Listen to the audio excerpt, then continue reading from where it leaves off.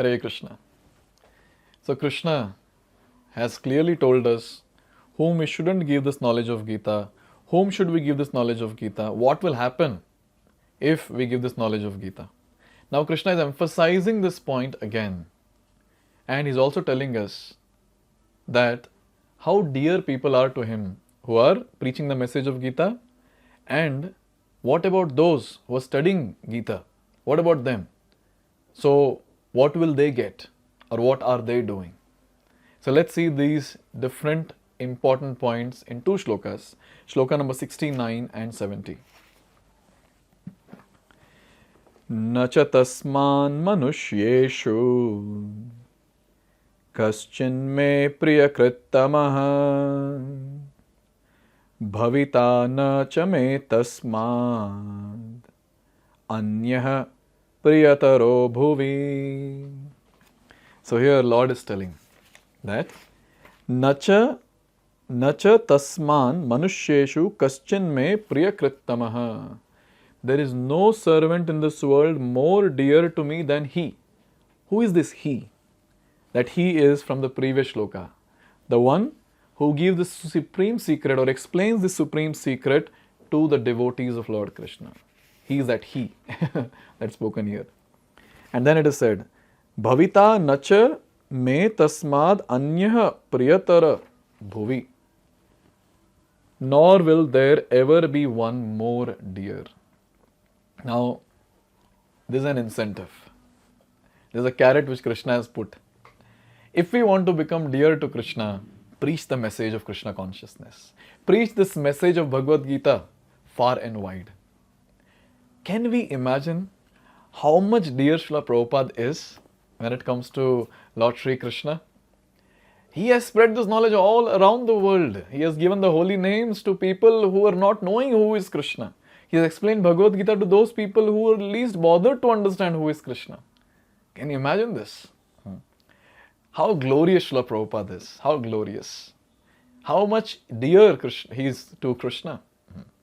And walking in the footsteps of Srila Prabhupada, being his followers, it's our responsibility that we also help people.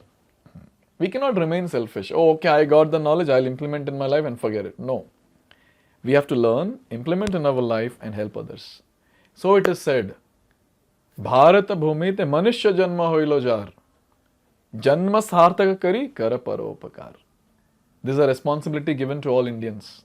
It is said that if you have taken birth in Bharata Bhumi as Manushya, as human being, two things. Janma sarthaka kari. Perfect your life. And simultaneously, kara paropakar. Help others also to perfect their life. So when we do this activity, we have to come out of our comfort zone. Because we are doing something out of our daily schedule. So we have to come out of our comfort zone. And we have to do these activities of helping people in whatever way. It need not be always giving class. We can do things in the background also. Cooking, cleaning, arranging for the class setup, calling people for the class, whatever service we can do in the background also. Even that will be counted. And guess what? We will become very, very dear to Krishna. What else we want in life? If we become dear to Krishna, that's ultimate. That's ultimate. And in the next shloka, Krishna is saying, shloka number 70, Adhyeshyate chaya imam dharmyam samvadam avayaho jnana yagyena tenaham ishtah syam iti me matihi. So here Krishna is saying that iti me matihi. This is my opinion, I declare.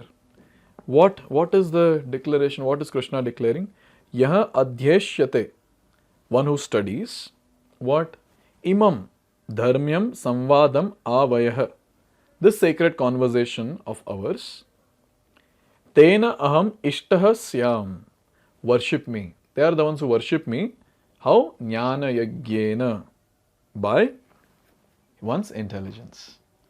Now, worship always need not be incense and ghanti. I mean the bell. So worship need not be always that. Offering flowers and fruits and whatever. That is also worship. Yes, that's a valid process that is given in Pancharatrika Vidhi. But then, studying Bhagavad-gita very nicely, trying to understand what Krishna is telling and trying to implement that in our day-to-day life, Krishna is telling that even this activity of understanding Gita, studying Gita. See here, Krishna is not just saying reading Gita. Now let's be very clear. Krishna is saying studying, one who studies, one who goes deep and try to understand what Krishna is trying to tell. They are actually worshipping the Lord. How? Jnanena, with intelligence. Because they're using their intelligence to understand what is given.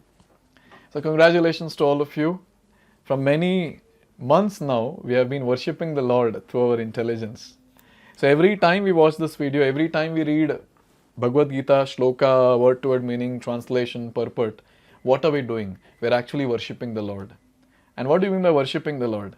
We're following the instruction of the Lord that He gave in Shloka number 65. Madhyaji, worship me. So we're worshipping the Lord, and what does that mean? We're getting closer to the Lord at every step. So let's preach, let's study, let's preach, let's study, let's preach, let's study. So we have to study, we have to preach, we have to study, we have to preach, and we'll become very dear to Krishna. And then our ticket back home, back to Godhead, will be confirmed for sure. So there are a few more important points which Krishna is making towards the end of Gita. So let's see this in the next video. Hare Krishna.